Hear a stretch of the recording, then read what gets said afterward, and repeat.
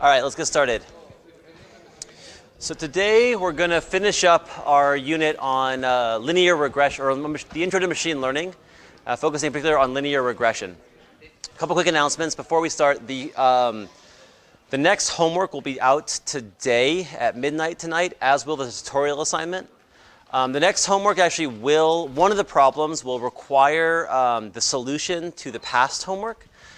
So in the event that you're taking late days on the past homework, you won't be able to do that one question at the start yet. The way we try to get around that is that on Friday, when the assignments are, when the last late day expires, we'll release this time the solutions to that problem right away so you can get the right solution, and then base your testing on the true solution for that problem. You will have to type it up though. So because we release just the images, right? It isn't very long. It's like a couple lines. But just know that is an issue. So you'll have to then figure out that problem or type it up somehow before you start doing that. The tutorial also that will be described tonight, but we will have a initial sort of proposal, which is just like one sentence, due a week from today, also at midnight. So we'll give instructions on where you submit that and everything like that as well. Okay, so when we left off last time, we sort of stopped at this notion of defining a machine learning problem. And I'm going to keep coming back to this. Hopefully it's written fairly clearly there. I actually had my old notes here, but I just rewrote it. So the terms you need to remember for machine learning problems are the inputs are also called the features. Those are vectors. We assume to be n-dimensional vectors, and there's always m of them. M is always the number of examples. Outputs, for the case of regression, are real valued numbers. There are also m of those. It's not very clear, but this is an m.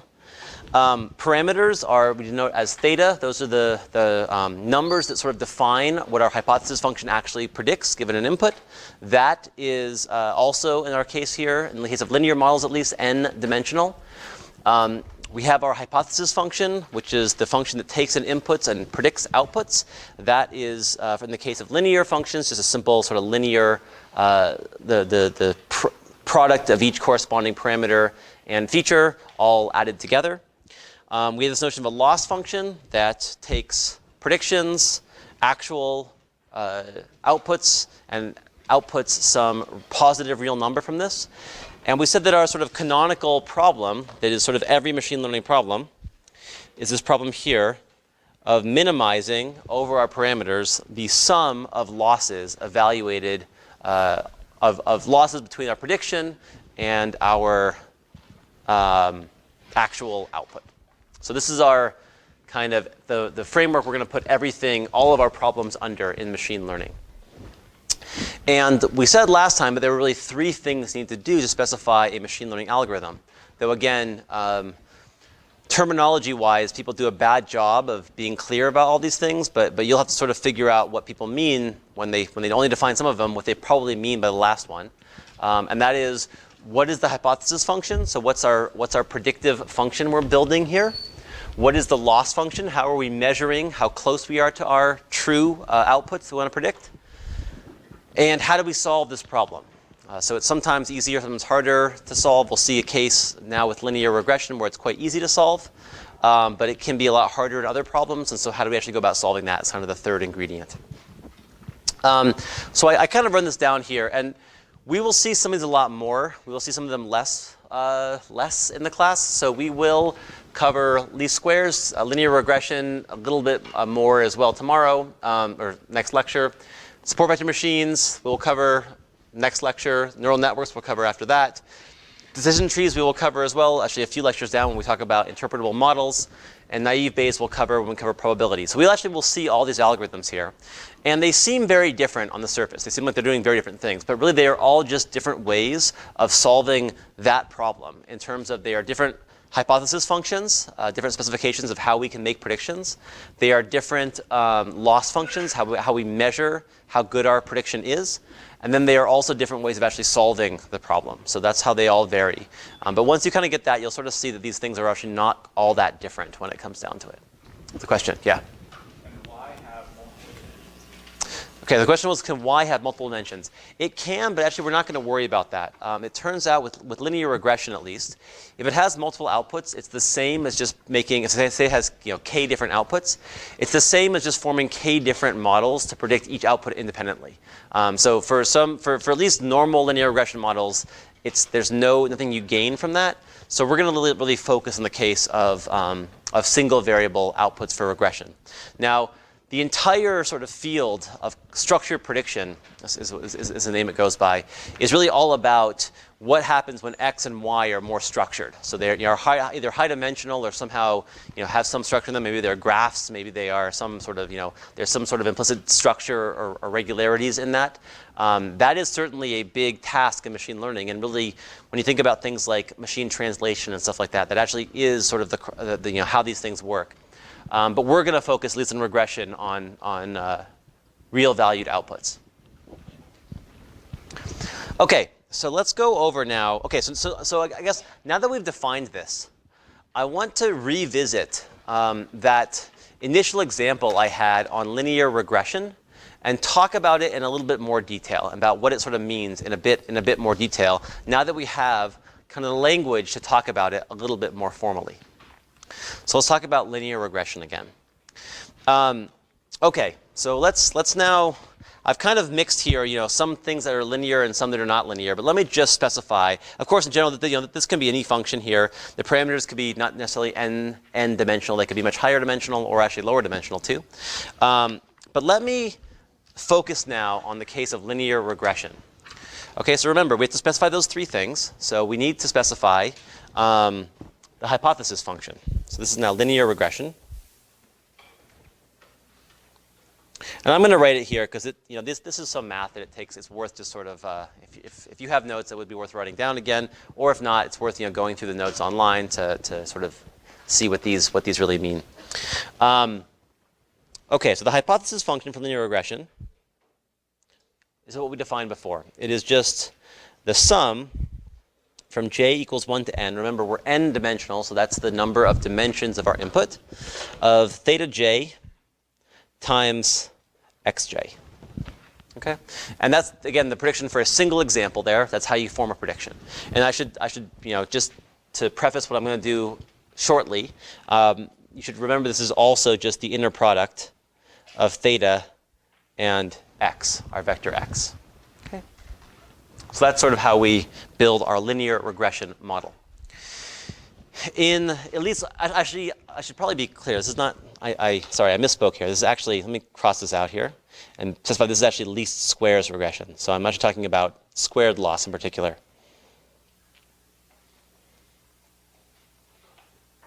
Okay, so this is sort of number one, right? This is our first criteria we specify for a machine learning algorithm. We're specifying that we have a linear hypothesis class. Number two, and this is why I remember this at this time, this is actually least squares regression we're talking about. We specify our loss function. What do we mean by losses? What do we mean by being close to the actual output?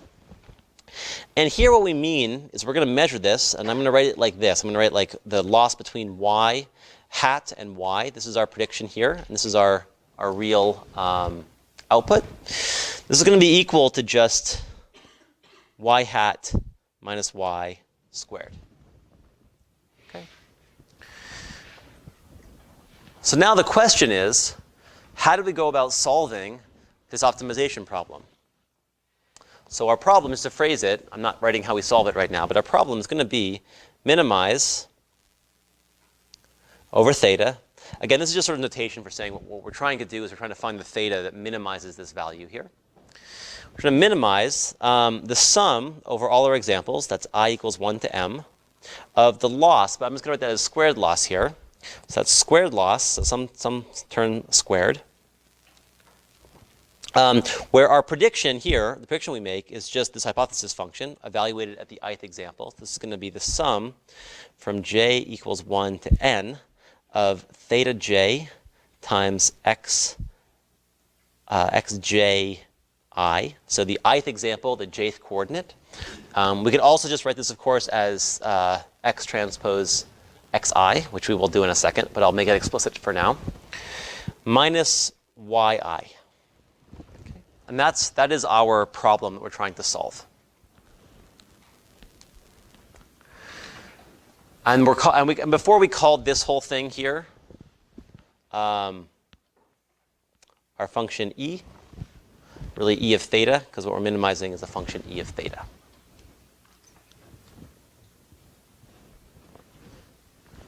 Okay, any questions so far?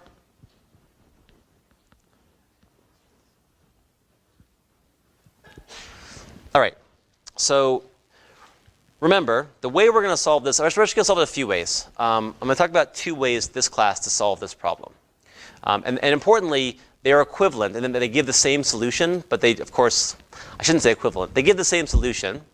This happens to be a problem that does not have local optima, so we actually are going to be guaranteed here. I won't prove that, but that is a fact here. So we are guaranteed here to find the correct solution to this problem, no matter what method we use, as long as we do find as long as we converge in our algorithm. And I'm really going to find 2 ways of doing that. They're actually quite different computationally, but which find the same solution. The first one's that we're going to be talking about before, which is gradient descent. And so we'll focus on that first, actually. Not because it's the better of the 2 methods, but because it's the more general of the 2. And really anything else we do in this whole course, for the most part, can be solved with gradient descent. It's almost always the algorithm that kind of just will work no matter what. And actually is the kind of the workhorse, as I said before, of machine learning. In fact, people actually do. It is what people use. It isn't just that it works. People actually use that almost exclusively for training at least big models. But the second way we're going to solve it is we're also going to show how to solve it with an analytic solution. And we'll see what I mean by that in a second. But the nice thing about least squares in some sense is, at least for relatively small problems, it turns out there's an actual closed form solution for the best theta. You just plug in 1 line of Python and you get out your solution to the best theta. And that's very nice because it sort of removes any issues of how many iterations do you run, what step size do you predict that you use, et cetera, which are really annoying issues. I'll be, to be perfectly honest, they're sort of frustrating issues that you have to deal with sometimes, but you don't have to deal with it here. The other thing is if you use the exact solution, you don't have to worry about normalization. So things like normalization was only a problem because we actually use the gradient descent procedure. But because gradient descent is so sort of common, I do want to kind of go over it again. So before we derive the gradient for a particular class of least squares problem, right, where we have a slope and an intercept. The nice thing about least squares, though, and really this is actually true for a lot of methods, I should clarify, is that it's actually very easy to generalize this to sort of n-dimensional inputs from just 2-dimensional, right? So it's quite straightforward. So I'm going to go through this sort of equations here. What I'm doing here is I'm going to derive the partial derivative of my error function, this thing I'm trying to minimize, with respect to an arbitrary parameter theta j in my parameter vector. Okay? And we know what gradient descent does is we just update all of them according to their partial derivatives. So let me just go through that. Okay? So again, I just want to clarify that this really is the hardest kind of calculus you're going to see in the course, and it's not really that much. It just looks a little intimidating at first if you're not used to this notation.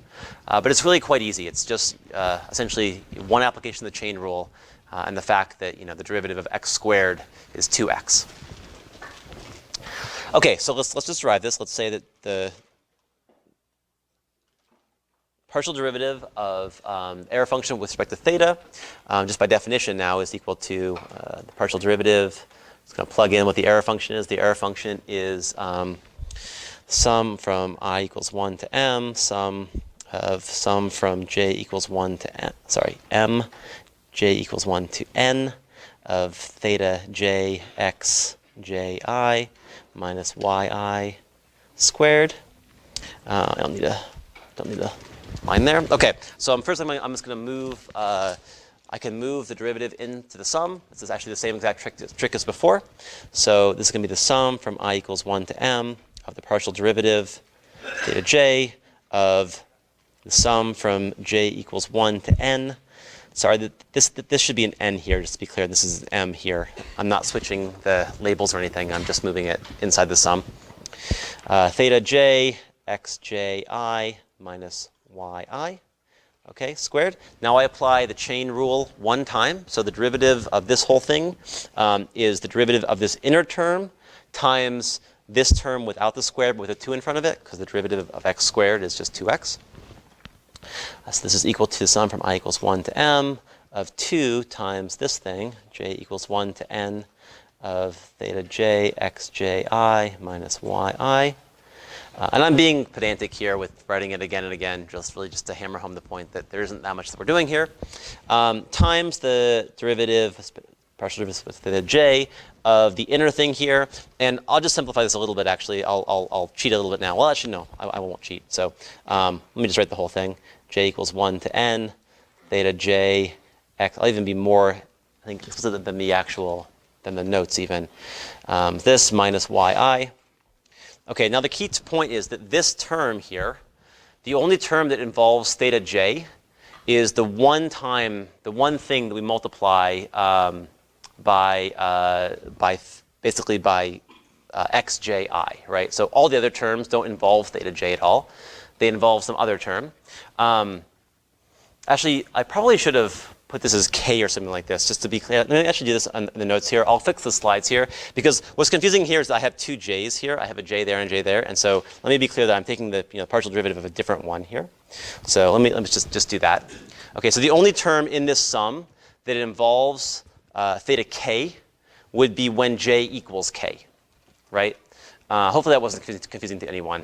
But basically this will equal then, so, and the coefficient on that will just be xki. So that'll be equal to, for sum from I equals 1 to m of 2, sum from j equals 1 to n, xj, theta j xji minus yi, xki, where again our derivative now is with respect to theta k. You could, of course, just write it the other way, but that's kind of confusing because it has two j's in it now. This is a j and that's a j, so I actually don't like that. I'm gonna edit those slides to fix that. Does that make sense to everyone though? Modulo this little kind of confusion about double indices of j there. Does that one over there make sense? I'm doing? So basically, the point here is that every term, I don't need to walk over that, I can just point. Every term in this whole sum, with respect to theta k, is a constant, so it just falls out entirely, except the one time when j equals k, and that multiplies then by xk, and so that's the one term that's left when you differentiate this whole thing with respect to theta k. Okay, yeah.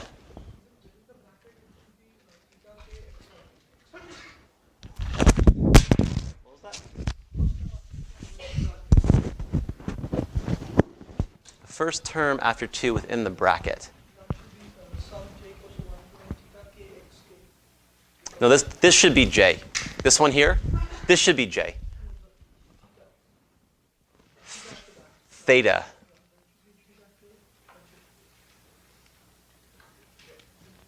This one here is a k. This one, I'm not sure I follow. I don't think, I think this is correct. Are you saying this one, there's something wrong in this line? Yes. Oh yeah, you just mean in the very first line. They should all be theta k's, yeah. Yeah. You just mean here? Which line are you talking about? This line? This line. Okay. I feel like there was a confusion and you figured it out, but I would like to resolve what the confusion was so I can, if other people are having the same problem. So my confusion was that the first term inside the bracket, Yes. Twice sigma j equals to 1 to n theta j. Yes. Right. Now this one should be theta j. So the important thing here is this term here. Here we just apply the chain rule here. So this term inside stays exactly the same. It's just essentially a hypothesis function. So this is the actual, this is the actual one. This one is definitely not k. In fact, that was the confusing point. The other one is you had two j's meaning two things, so actually they were both j. But then this one is definitely should be k here. So yeah, let's stick with what I have there, and I'll fix the slides to correspond to that.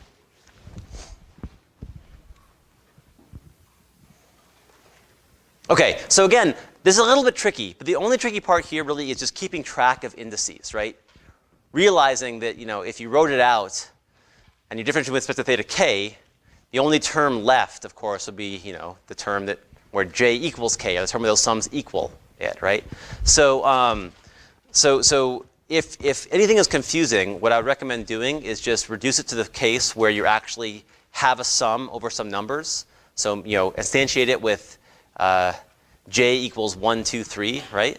And then see what they are. And if that's still confusing, then I would go back to the first example we had, where we had concrete numbers of theta 1 and theta 2, because this is just the kind of extension of that to the case of arbitrary kind of indices. Okay. So again here, all right. This one kind of works, but I still will actually rewrite this with a k instead of a j now. All right. So because we sort of have done this now, where the slides are a little different from the notes I'm taking, let me write what we're going to do again. So the gradient descent algorithm now just updates all the parameters we have with their partial derivative. Okay? So all it is it's just we first set theta to be equal to 0. That's just now shorthand for setting all the coordinates equal to 0. Then we repeat. And then I'll write k here just for the sake of it. So actually no, I'll write j here because keep the outer and inner things correct. So repeat for all j equals 1 n. Theta j is set equal to theta j minus its partial derivative. So this is just going to be the partial derivative of our error function with respect to theta j. This is why I like matrix notation better, believe it or not, which we're going to cover next. And the fact that I have a j there is annoying. But this whole thing here will just be equal to alpha times the sum from I equals 1 to m, 2 of, maybe I should have written k here actually, so I apologize for this, but let me keep this one outer one as j and this inner one as k now. Xki minus yi xji. Okay, so that's our algorithm. And in fact, we don't usually even bother with this, because really, we can just call this whole thing, we don't need to really make that explicit, we can just call this whole thing our hypothesis evaluated at xi. Right? And then we can kind of ignore the fact there's an inner index or not. And that sort of makes it a little bit easier. Okay, but the point is that's the entire algorithm. Right? So there were some tricks we had to do to make it work. In the case you saw, we had to sort of make the relative scale of the coordinates similar. We did that by scaling or normalizing the data. The notes actually that I have up now, I decided to actually talk about a little different way of normalizing than I did in class. So it's a little different way of normalizing than I did in class, but it's the same basic technique. And so it's just basically meant to make sure that the inputs or the parameters are all kind of on the same rough, approximate, similar scales.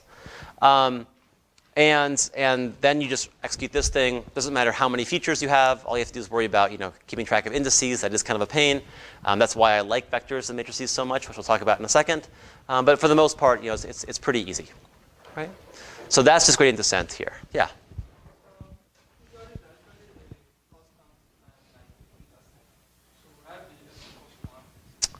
Sorry, say that one more time. Yeah. So right, so okay, the question was, what about the intercept term here?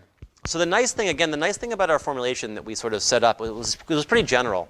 And so we actually put the intercept term as a constant term in the feature vectors themselves.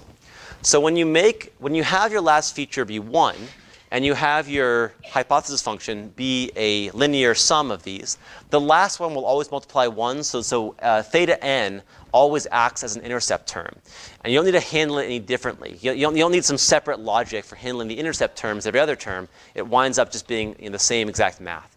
That's what's nice about this, is we don't have to worry about a different update for the intercept or for feature 1 or feature 2.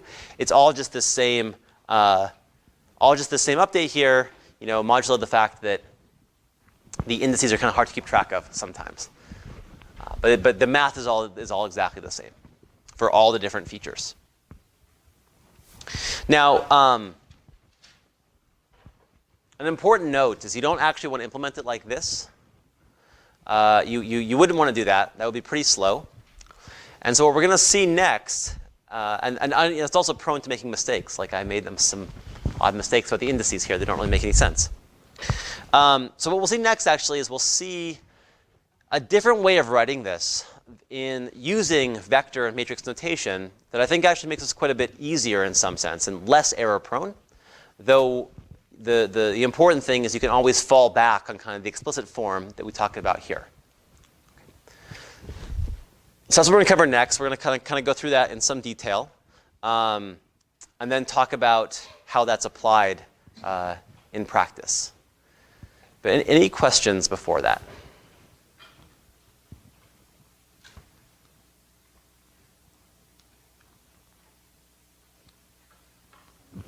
Okay. So let's talk about matrix vector notation, and let's talk about the analytic solution to least squares. Again, it's like the one example of a machine learning algorithm that has a closed form solution to the best parameters, but it's useful to know. And I am going to try to go fairly slow here because I think that the first time, if you haven't seen this kind of vector notation before, it can be kind of confusing. But the reality is it's actually makes you much less error prone once you're familiar with the notation. And so it's hopefully for everyone here as well, it will become second nature pretty quickly, and it'll be quite easy to use actually. So the first thing I'm going to do is I'm actually going to define a new concept in calculus. Which I've been using this term before, but I'm going to define it formally now. This is called the gradient of a function. So you remember that for sort of a scalar function, right? For a scalar function, f, just mapping reals to reals. We said that the derivative was this first derivative here, and incidentally that also maps reals to reals. The first derivative. So everything's kind of easy notationally. You just put however many derivatives you take, you just put that number of little ticks by the function. But when we started going to multivariate functions, we had this sort of somewhat kind of ugly notation of these partial derivatives. So if instead x or f here maps vectors to real numbers, we're not going to worry about if it's vector valued the function. We're still going to talk about single valued outputs. The reason being that when you optimize a function, you're always thinking about optimizing a single quantity. You can't optimize two things at the same time. If you do, you're optimizing some sort of weighted sum, and that's just, again, a single function. So everything we're going to be doing here really is talking about functions that output a single number and optimizing those things. So when we talked about this, we couldn't really use this kind of nice notation anymore, right? Because it this doesn't really fit anymore. And so what we had this weird kind of notation about the partial derivative of f with respect to theta j, right? That was kind of a little bit ugly, and we had to have a separate one for each coordinate of theta, right? So there's one for theta j, one for theta 1, one for theta 2, etc., all the way to theta n. So what I'm going to define next, and this is really, we're not going to worry about kind of the rules of multivariate calculus here. We're just going to worry about kind of the basic definitions. But I'm going to define sort of a basic concept in multivariate calculus, which is the notion of a gradient. And actually, this is where the name gradient descent comes from, because it's actually following the gradient direction, really, not just the partial derivative direction. But for a function, now again we're back in this domain. Let's just ignore this one here. For this function, we can form a vector of all the partial derivatives, and this forms something called the gradient. So for this kind of function, the gradient, which we write the gradient with respect to theta of f of theta, is just equal to a vector of all the partial derivatives. All right, so it's going to be the first one, the second one, all the way down to the nth one.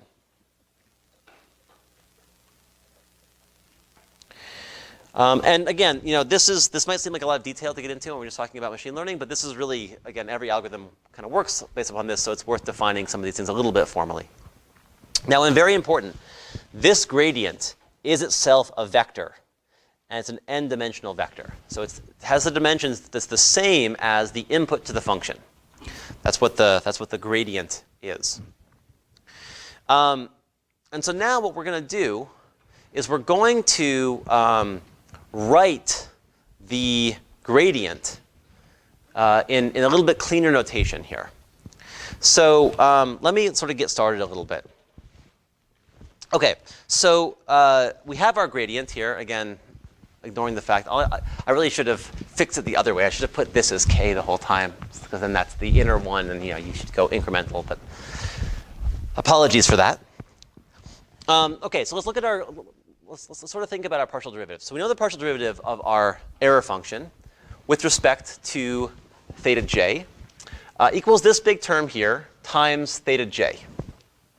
Sorry, times xji, right? So it's this whole big term here, and the derivative of theta j, which is equal just to xji.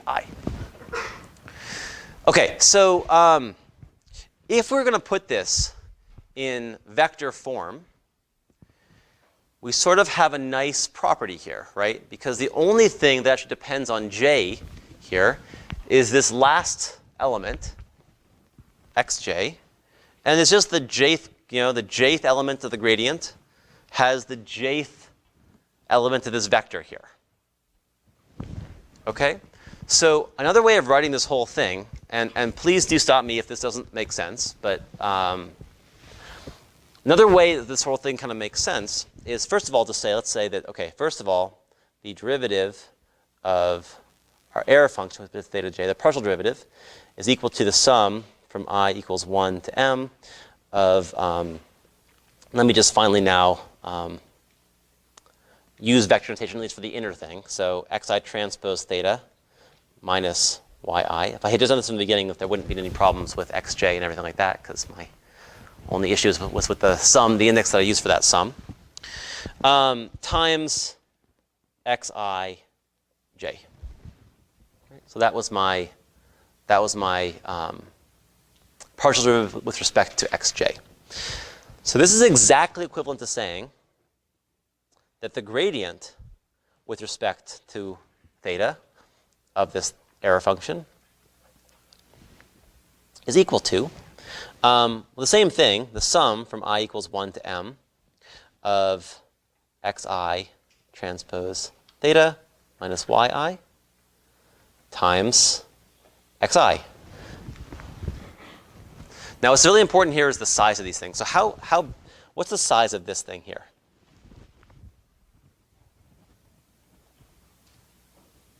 How big is that number or vector? What is it? Is it a vector or a number, that inner term here?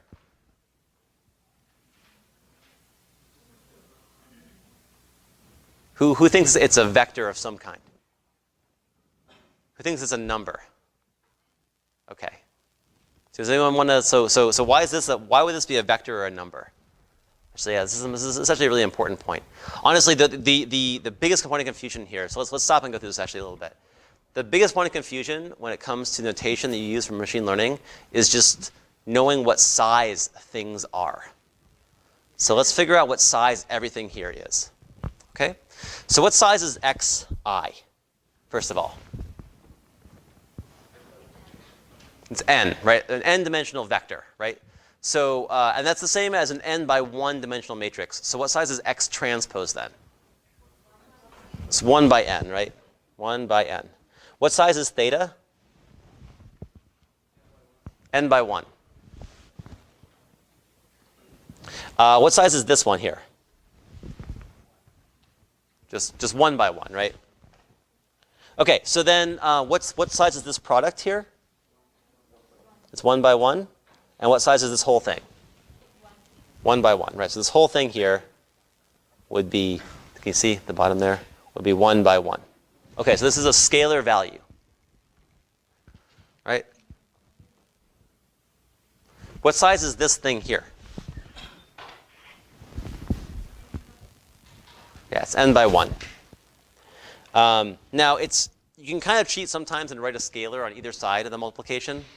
But let's actually be a little bit more correct here. And let's put this actually over here. So let's put this here and write the whole thing, which is what I have on the slide, actually. That's why I did that, as the gradient is equal to the sum from I equals 1 to m of xi. This is, what size is this again?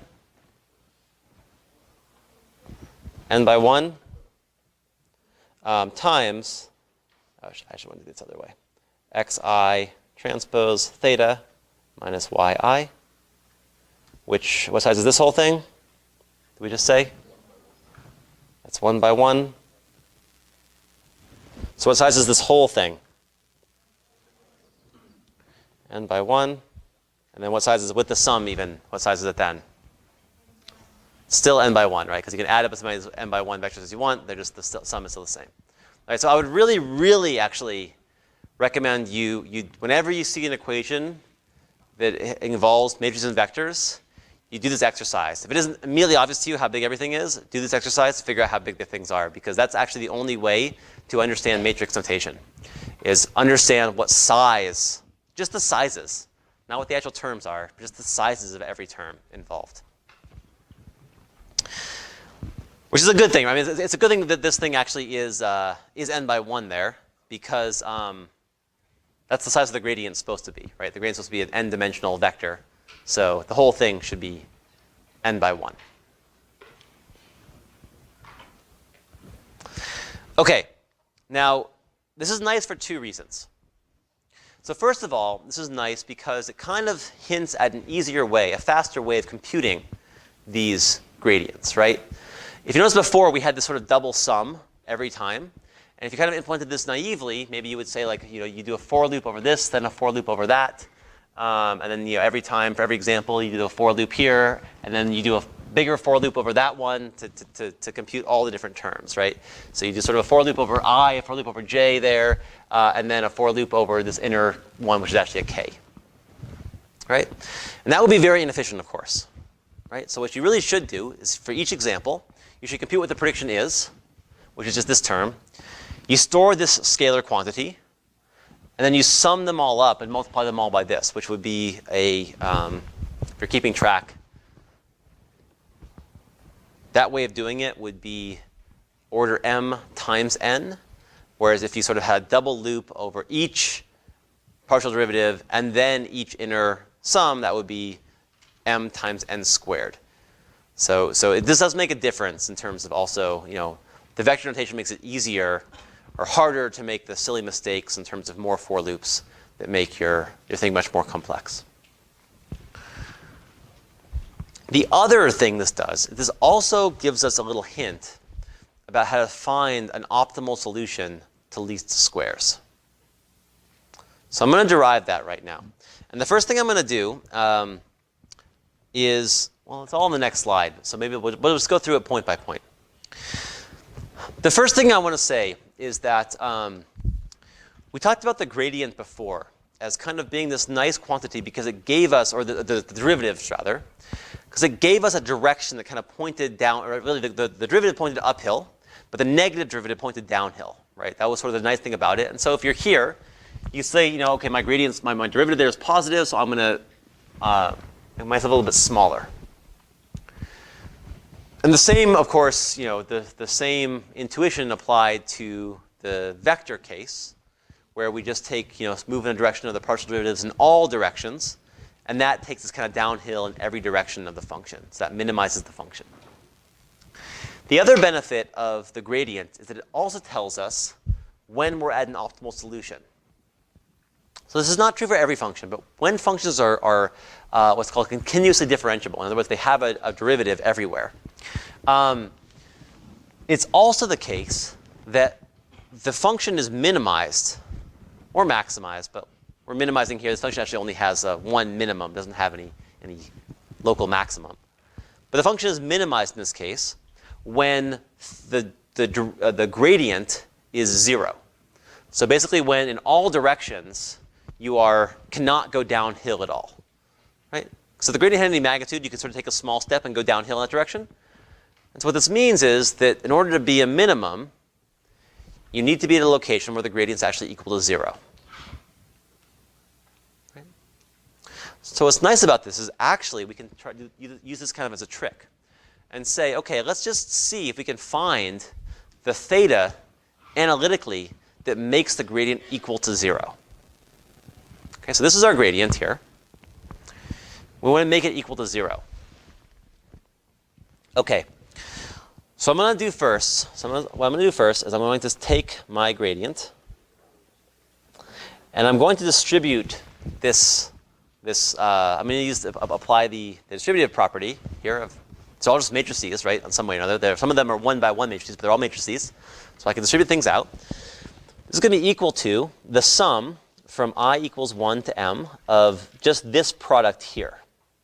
So I'm going to first look at just this product here. So that's going to be xi transpose times theta. And then I have this times this, then minus the sum from I equals 1 to m of xi yi. Okay, now the big question. What's the size of this whole thing here? What's the size of this term? This whole term here, not including theta, but just this guy here. What's the size of that? Wait, so people are saying some things right, but think about it for a second. Actually, what are the size of this? What's the size of this one? It's n by 1. What's the size of this one? It's 1 by n, right? Because it's a transpose, so it's 1 by n. So the size of the whole thing is what? It's n by n, right? Okay, so this is actually a matrix. It's called an outer product, this outer product of two vectors. That's a matrix. And the cool thing here is that this here is the only term that depends, I mean, this term in the sum here is the only one that depends on I. So this is also equal to, sort of, I can just write a parenthesis around this now. This is just the associative property. This whole thing times theta minus this whole thing. I'm just going to put parentheses around this too, just to emphasize that. Okay? And now, this is our gradient, right? This is the whole thing is of course a vector, right? Because we multiply this matrix by an n by 1 vector. This actually just, what size is this one? This term here? It's n by 1 too. It better be because they're both n by 1, so they have to be the same size if you're adding them or subtracting them. All right, so what I'm going to do here is I'm going to take this whole thing, which is my gradient, and I'm going to set it equal to 0. Right? So I'm just going to force it to be 0. And this immediately gives us a solution about what theta we need to make this equal to 0. In other words, this is just a sort of a simple matrix inverse now. This is our thing that we have multiplying theta. So we multiply both sides by the inverse of that thing. And what we get is that theta, and I'll write it as theta star, is equal to this term, the sum from I equals 1 to m of xi transpose inverse times the sum from I equals 1 to m of xi yi. Okay?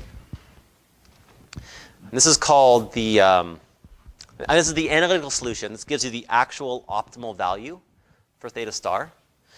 And these, by the way, are called the normal equations.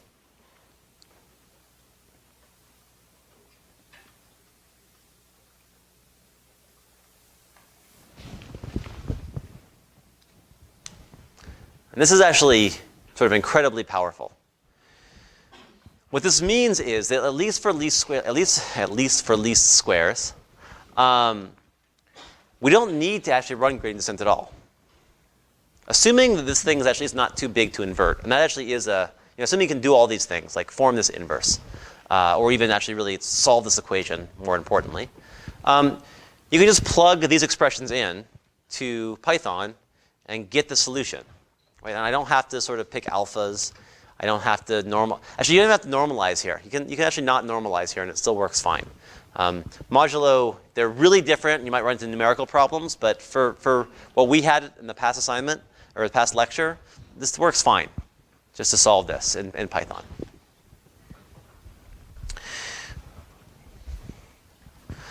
All right, so I have one last thing. So we're going to go, so that's like level 2. So before we were like level 1 of, gradients. It was write everything out explicitly. This is level 2. Now we're sort of in vector land here, where we have everything in terms of vectors, right? We are going to go, I'm actually just going to show you even one level deeper, which is everything being matrices and vectors, but lots of matrices too. And actually, and again, I'm doing this not because it's hard, but because it's actually easy. It actually is really easy to implement all of this once you define it in terms of matrices, and so that's why I would really do want to drive home the point, while also emphasizing that it just reduces to the individual scalar case on some level, right? On some level, this is all it's equivalent to individual partial derivatives for each coordinate. Okay, so let's do one last thing. Let's define the following matrix. Okay, so I'm going to define a matrix and a vector. I'm going to define the matrix big X, and this is actually going to be the notation we use for pretty much all of machine learning. We're going to always talk about this big vector, this big matrix X. And what this is going to be a matrix where each example is a row in that matrix. So the first row would be x1, but it's a row, so it's x1 transpose. That's that whole first row. The second row would be x2, all the way down to x what? What's the last element of x there? M, good. Okay. Now the question is, what size is this vector? Sorry, this matrix? What was it? M times n, right? M by n, because there are m different rows, and each row has n columns, because the xi is n-dimensional. Okay, so that's sort of step one. This big matrix. We're going to do the same thing with the y's and to form a vector of all the y's. This is also, by the way, the input that matrices like libraries like scikit-learn will use. So this is also why it's sort of good to be familiar with this form. We're also going to form a vector of all the y's. This is just a vector now because each y is only one-dimensional, or just a scalar. What's the dimension of this? What was it? M and N sound too close just in pronunciation. And they're written too close, too. It's a horrible choice of the different things, but I guess I chose it, so using some other standards. Okay, and now here's sort of the key point. So remember, our sort of nice vector form of this thing was the sum from all I equals 1 to m of xi times xi transpose theta minus yi. And I'm going to argue, or I'm going to show you, that we could also write this just purely without any sums at all. I really don't like sums in notation. They just make things confusing. We want to get rid of them. And the way we're going to get rid of this last, we already got rid of an inside one, right, by just calling it an inner product. We're going to get rid of the outside one too, by actually writing this whole thing as x transpose x theta minus y. Okay, so why is that true? Okay, so let's look at this vector here. In fact, what size is that vector? Is it a vector? Or is it a matrix? What is it? How big is it? It's m by 1, right? It's an Rm. It's m by 1. This thing here is m by n. This is n by 1. So that whole thing is m by 1. This is, of course, already m by 1. So you know it has to be. If you look at this guy, all right, so if you look at this guy, x theta minus y, and look at the ith element of that, yeah. Did I say, oh, I said, there we go. I said it, I just wrote it wrong. Okay, if I look at the ith element of this one, right? So if I look at if I think this is a vector, if I look at the ith element, of course, this is just by definition, this is equal to, basically, this term here is equal to the ith row of that times theta minus the ith row here. So this thing just equals xi transpose theta minus yi. In other words, it's just this thing here. Okay? So that's sort of point one, is that this, oops, what happened there? This term here is just a vector of all these guys. Okay? And now I should do the exact same thing. So if I want to have an expression where I take each element in this vector and multiply it by a different row in this matrix, a different, right? So if I want to have a vector here, and multiply it by a matrix, and what I'm doing, right, is I would just be multiplying basically this whole thing by each one. But what it's also doing is it's multiplying this one, this element here, by this whole column, this element here by this whole column, this element here by this whole column, and adding them all up, right? That's another definition of matrix multiplication. So what I'm going to do now, in order to get this thing, right, I'm going to form a matrix where the ith column is just equal to xi. And that matrix is just going to be x transpose. Okay, so that is just sort of definitional. We in fact defined this matrix so that this would work. But when you write down what the sort of product here is, you get that this term, right, this is just equal to the sum over all, this one here. It's equal to the sum over from I equals 1 to m of this guy, xi, x transpose, and I guess it's the ith column of that. So I'll say like all rows and column I or something like this if I want to use this notation, times this guy, x theta minus y I. That's just what this, sorry, that's this thing. But of course, this is just the same as this too, because this term here is just equal to xi, and this term here is just equal to xi transpose theta minus yi. Okay? So the point of all this, and again, it's already up here, but let me just write it again, is that the gradient with respect to theta of our objective, the thing we're trying to minimize, can be written really, really compactly as x transpose x theta minus y.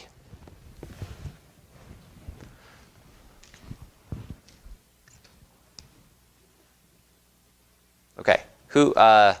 Any questions about that?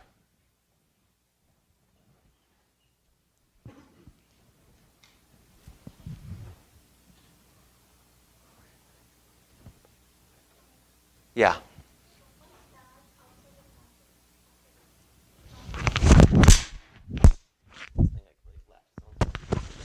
Sorry, what was that question?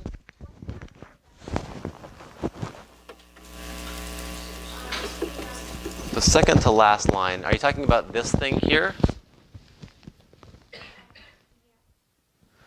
This is saying the matrix X transpose, the ith row of the ith column of that thing, right? So remember we use sometimes the little colon, comma I to denote the ith column of it, like in Python, and so that's just another way of defining matrix multiplication. So matrix multiplication is each element of the vector times that column of the matrix, added all together.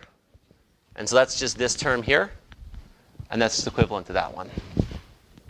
So I'm trying to show that they're both kind of equal to the same thing, same intermediate term. But really, you could work it out sort of term by term if you wanted to, in an entire definition of matrix multiplication. But it seems a little simpler this way. Okay. And now, of course, we have an even simpler way to write the analytic solution. It is to say that if we want this term to be equal to 0, that will imply that x transpose x theta minus x transpose y equals 0, or just that theta star equals x transpose x inverse x transpose y.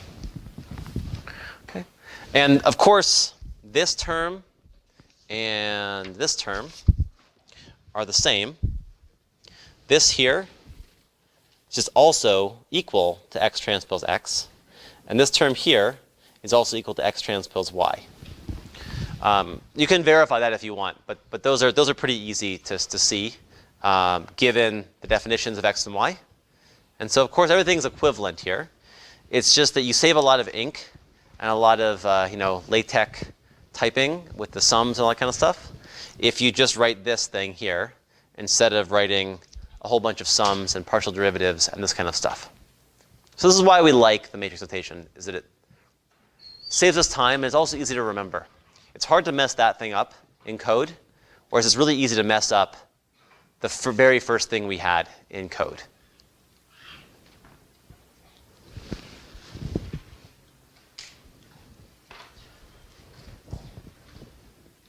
Okay. So let me now just return to our example of this electrical demand task. Oops, that should be x star equals. I didn't change my other slides, but I'm just going to change this one.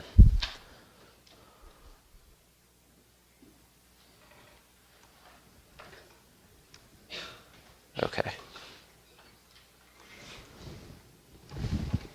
Theta star equals that. Okay, so now let's go back to our task we had before. So what we had before, remember, is that we had this domain here where we had a high temperature of the day and we were trying to predict peak demand of that day. Our vectors consisted of the high temperature. Our features consisted of the high temperature and actually just the one that accounted for the constant, the intercept term. And so what this would look like now, if I actually want to solve it this way, is basically I would just construct in Python, and I'll show this code in a second actually. I construct a vector or matrix first of all that contains the high temperature. This is big X now, not xi but big X. Will contain the high temperature temp for the first day, and then a 1 next to it, then high temp for the second day, and a 1, all the way down to the high temp for the mth day, a 1. My y would just correspond to the peak demand of the first. Peak demand, that's scale, is going to be each one of the scalar. Second, etc.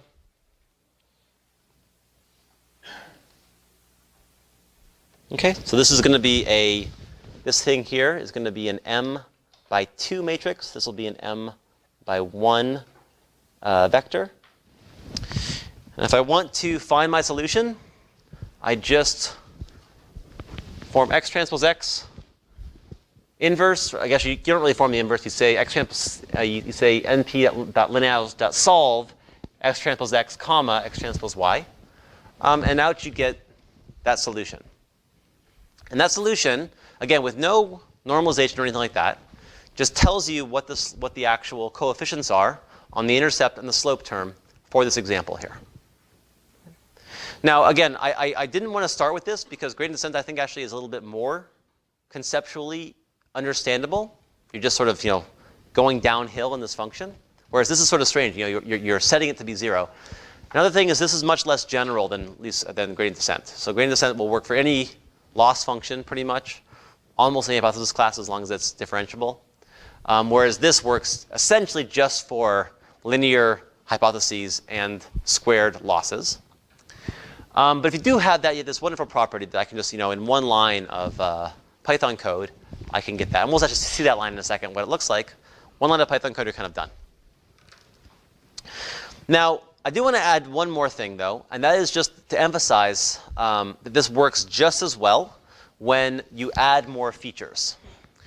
So to suppose, actually, instead of this, this is actually also a illustrative example, because it also emphasizes that really the nature of feature engineering when it comes to data science.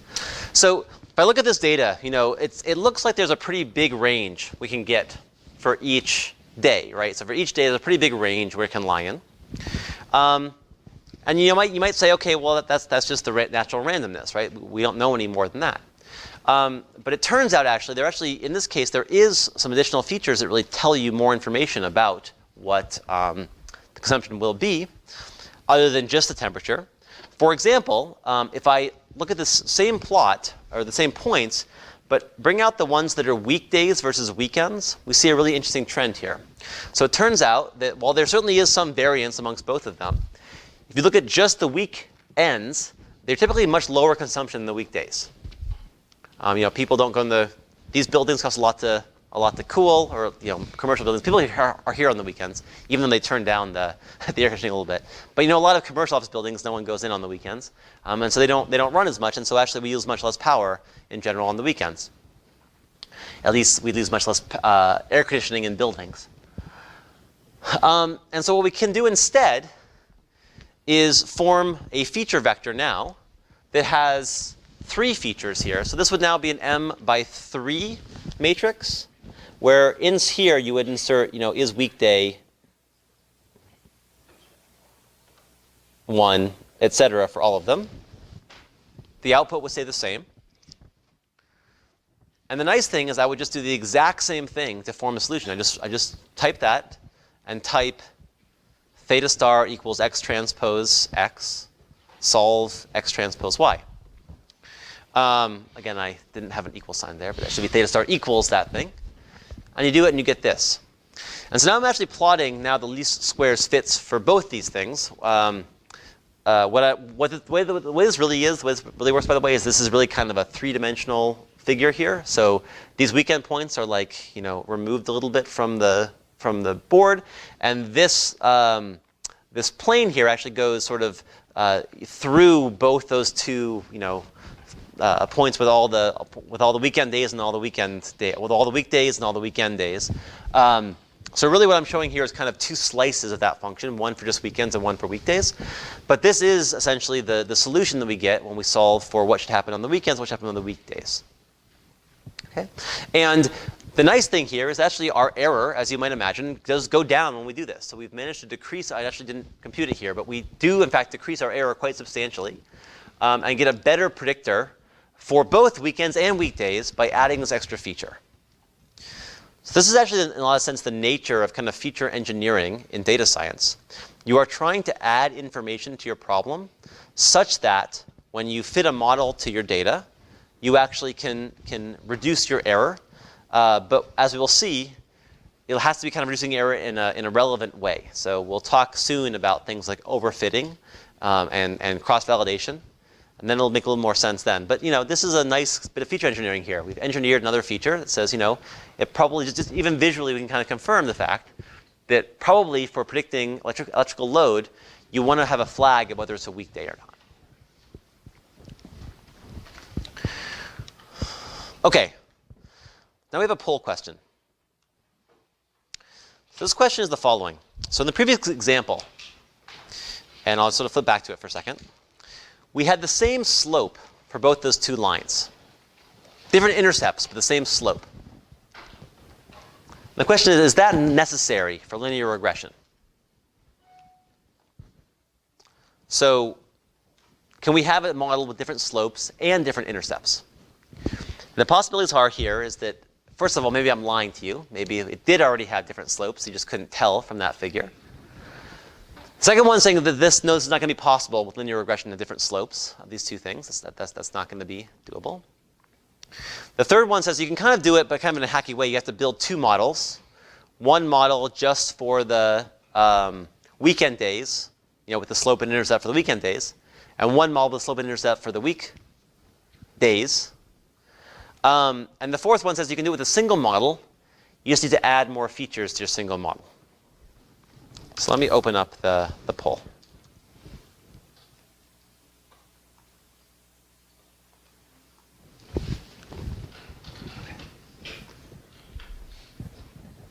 And this is single answer this time, actually, so it's not a mistake that it's single answer.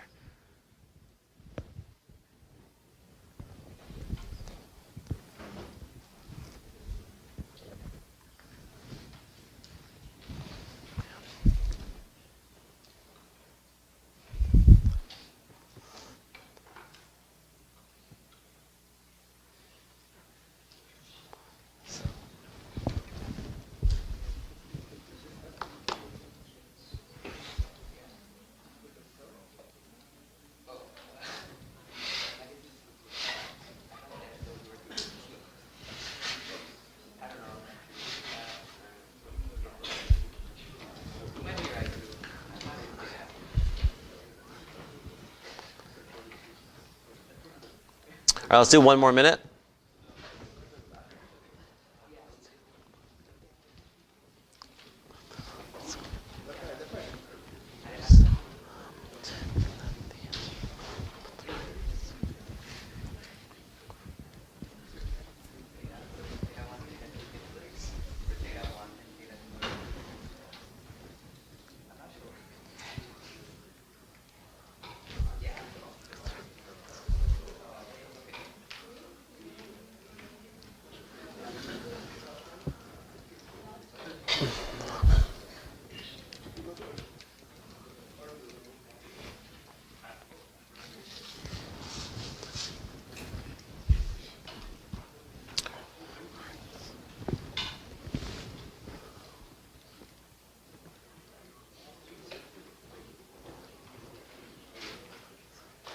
All right, let's do 10 more seconds. Get your votes in.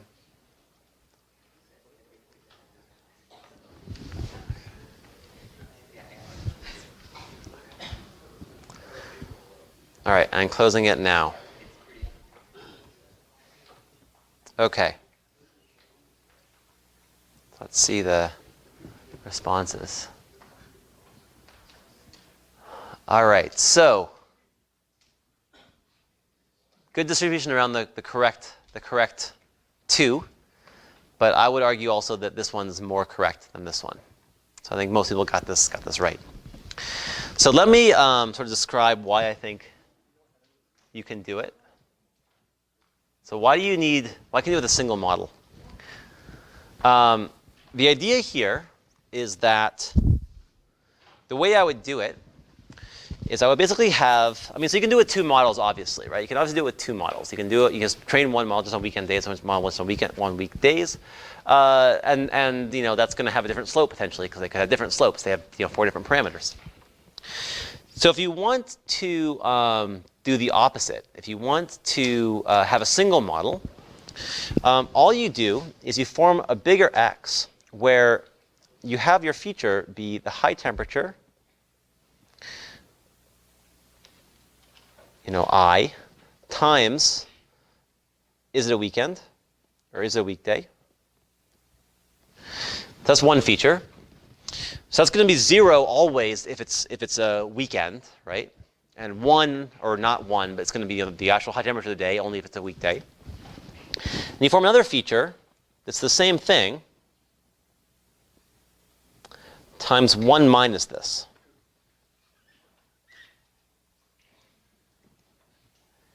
And then you can have, you can have just another column of is weekdays and then the column of all ones. And that's actually sufficient to get it. So the point is you actually need a term that will sort of multiply, be effectively the coefficient on this, right? Essentially is the slope for weekdays. And the coefficient on this is the slope for weekends. And so you've added to your model essentially a way of specifying what the slope is for both those two scenarios. What this actually is actually a cross product between the features of the high temperature feature and the is weekend feature. And that gives you all these combinations and sort of lets you do it. You could also do it, by the way, with this one, and this is less obvious, but you can also do it with this one, and then the is weekday and the ones. You can also do it with different combinations of these things to basically get different settings like this. So it's actually that you might want to figure out. Figure out why you can do it actually with just this one and is weekday. Weekday and 1. But it has to be m by 4. You have to have 4 different features that can be sort of a variety of different combinations. Okay, so now in the last bit, I'm actually going to teach you the most useful thing, because this is how you're going to do all your homework. So this is the actual code to implement this stuff. So the idea here is that I actually want to emphasize 2 things, and I'll just put up the laptop on both of them again. So I want to emphasize 2 things here. The first is that it's really easy to construct the x's that you need to sort of do these things. So for example, if I have some data frame that has a column for temperature, a column for weekday, and a column for load, I just set up my x by saying, it's an array of those things. This by default would be an array where each row is a different feature, but you want each column to be a feature. And so I transpose it. And then my y is just a vector of the load. I can get that vector immediately just by saying values. I can also say np.array for that thing, but those work the same.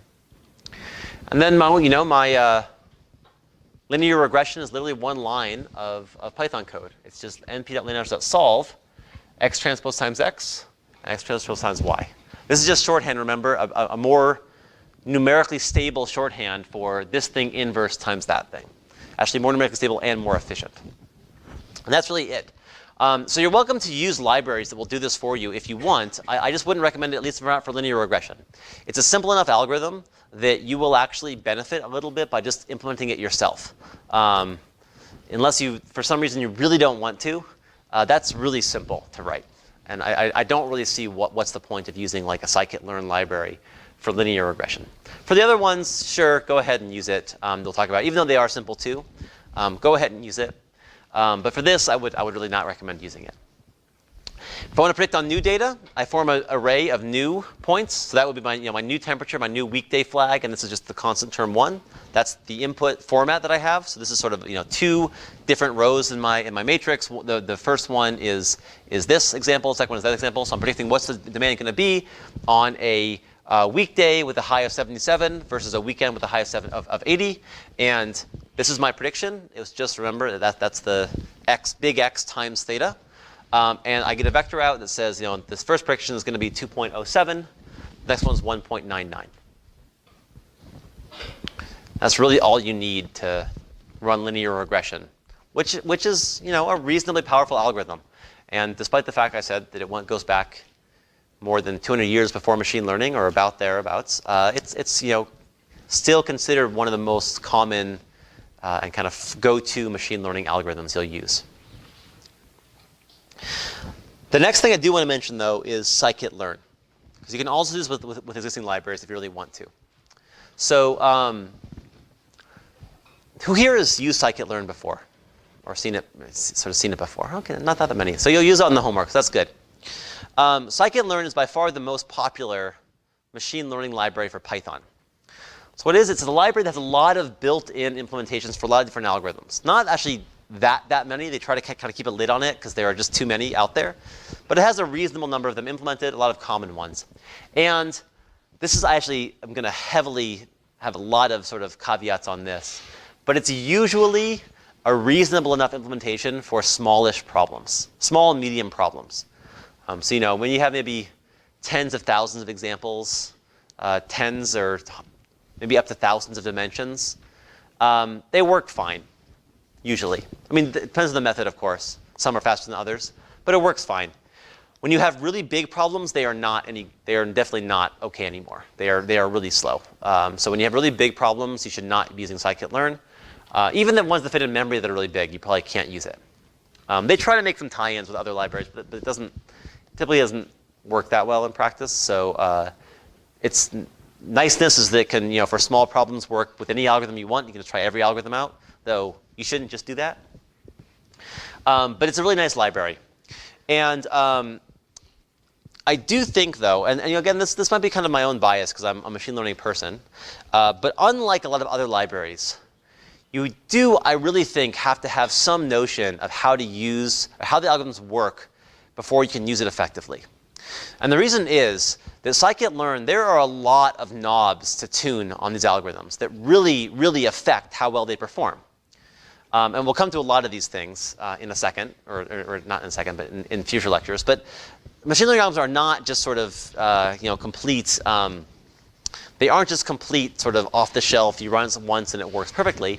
You really have to tune them pretty well to make them work. And scikit-learn has some default parameters for all these algorithms. And unfortunately, and I hear this all the time, is that a sadly large amount of data science, I think, is driven by whatever the default parameters happen to be in scikit-learn. So people will say things like, oh, on this problem, we tried boosting, we tried a support vector machine, and it turns out that support vector machines work better than boosting here. They'll say a comment like that, and that comment is meaningless, right? Because these are both huge classes of algorithms that can, of course, be tuned to, I'm sure, perform better or worse. And to say one performs better than the other on this problem is really a meaningless statement. I mean, it doesn't even, because each of those, right? I mean, if you look at those, and we'll talk about them a little bit later. If you look at those, they aren't even full algorithms, right? There's a support vector machine means a couple things, and it can be trained in different ways, and it doesn't really even mean anything. Is it a linear or a kernel machine, right? It's like it doesn't really even, it's not well specified.